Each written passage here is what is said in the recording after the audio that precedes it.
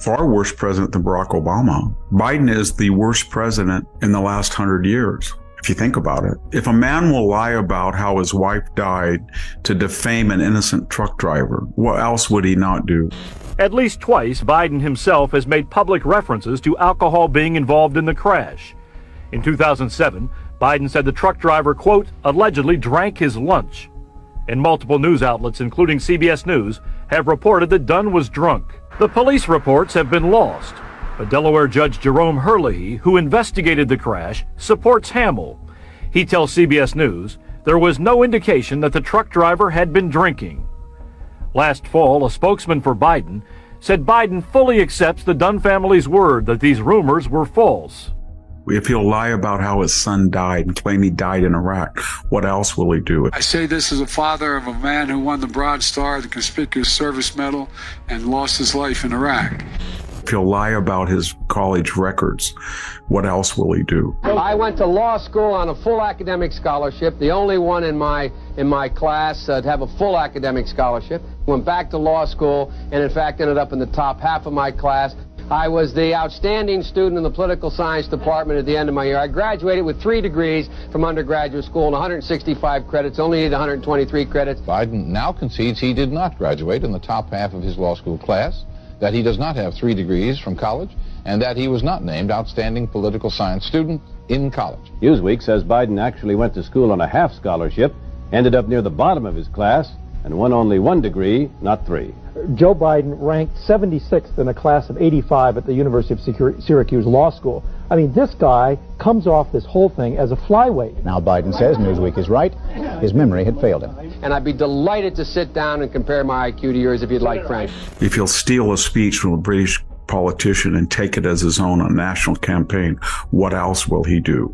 Why is it that my wife, who's sitting out there in the audience, is the first in her family to ever go to college?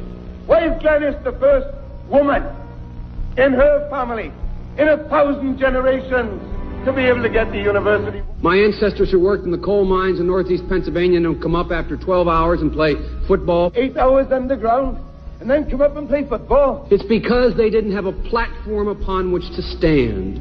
There was no platform upon which they could stand. The notion that every thought or notion or idea you'd have to go back and find and attribute to someone, I think is, quite frankly, ludicrous. The problem here is that Senator Biden told his audience he'd just been thinking about these things, and he failed to give any credit at all to his famous British speechwriter. I should have said, to paraphrase Neil Kinnock, it's the only time I didn't, in all the times I've ever used it.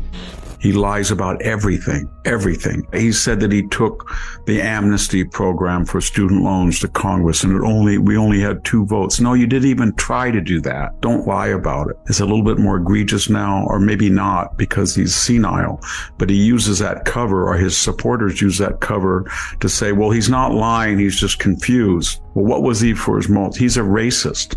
He was the one that started to talk about, the jungle in the 70s. He was the one who said that Barack Obama was the first clean, articulate black.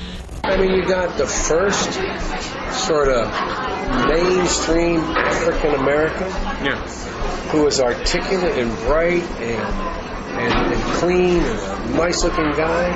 I mean, that's a storybook, man. Yeah. He was the one who said, put you all in change to a gifted group of black professionals. They're going to put you all back in change. He was the one that said, junkie. Are you a junkie? What do you say to President Trump? He was the one who said, you ain't black. But I tell you, if you have a problem figuring out whether you're for me or Trump, then you ain't black.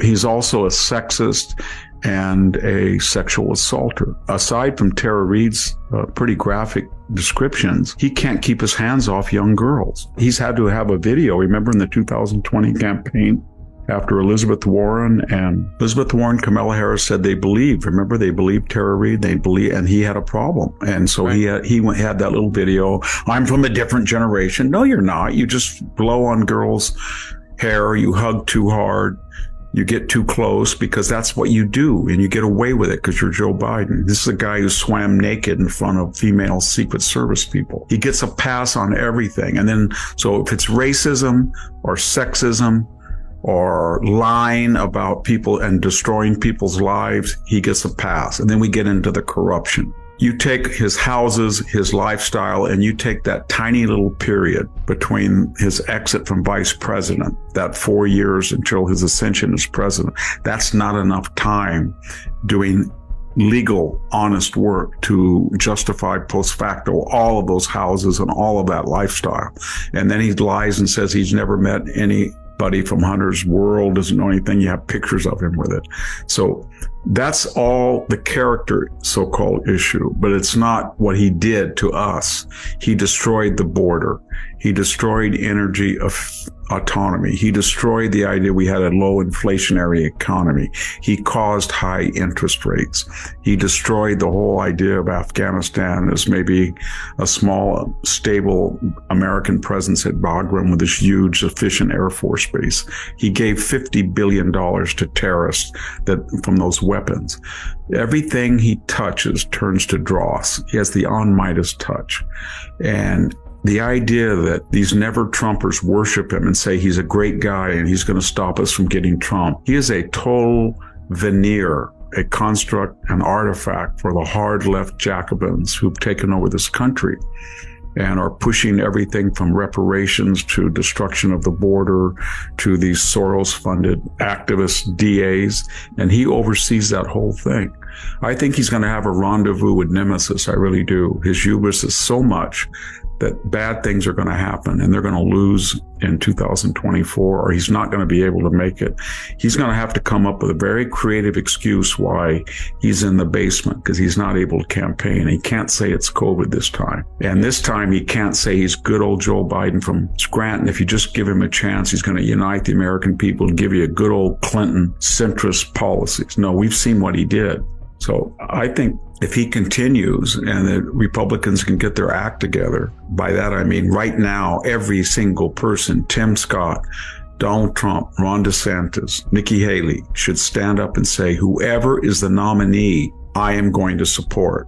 Not like 2016, I'm going to support whoever wins. And then when Trump wins, they said, F you, I'm not going to do it. But they should do that and unite, because they could take the House by a big margin again. They could take the Senate. They can take the